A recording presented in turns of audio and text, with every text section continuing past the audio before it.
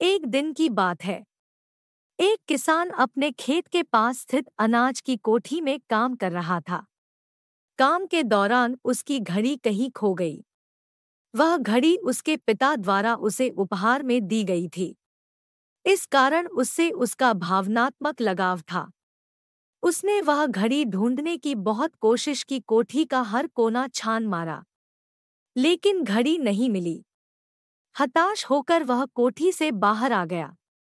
वहां उसने देखा कि कुछ बच्चे खेल रहे हैं। उसने बच्चों को पास बुलाकर उन्हें अपने पिता की घड़ी खोजने का काम सौंपा। घड़ी ढूंढ निकालने वाले को इनाम देने की घोषणा भी की। इनाम के लालच में बच्चे तुरंत मान गए।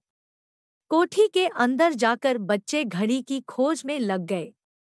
इधर-उधर, यहाँ-वहाँ, हर जगह खोजने पर भी घड़ी नहीं मिल पाई। बच्चे थक गए और उन्होंने हार मान ली। किसान ने अब घड़ी मिलने की आस खो दी। बच्चों के जाने के बाद वह कोठी में उदास बैठा था। तभी एक बच्चा वापस आया और किसान से बोला कि वह एक बार फिर से घड़ी ढूंढने की कोशिश करना चाहता था। किसान ने हामी भर दी।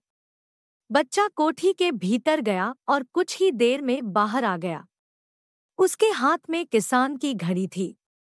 जब किसान ने वह घड़ी देखी तो बहुत खुश हुआ।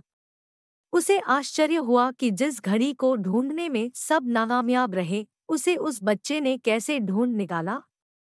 पूछने पर बच्चे ने बताया कि कोठी के भीतर जाकर वह चुपचाप एक जगह खड़ा हो गया और सुनने लगा। शांति में उसे घड़ी की टिक-टिक की आवाज सुनाई पड़ी और उस आवाज की दिशा में खोजने पर उसे वह घड़ी मिल गई। किसान ने बच्चे को शाबाशी दी और इनाम देकर विदा किया।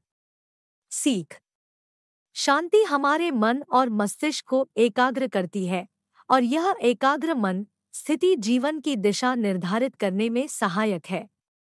इसलिए दिन भर में कुछ समय हमें अवश्य निकलना चाहिए जब हम शांति से बैठकर मनन कर सकें। अन्यथा शोरगुल भरी इस दुनिया में हम उलझ कर रह जाएंगे। हम कभी न खुद को जान पाएंगे, न अपने मन को। बस दुनिया की भेड़ चाल में चलते चले जाएंगे।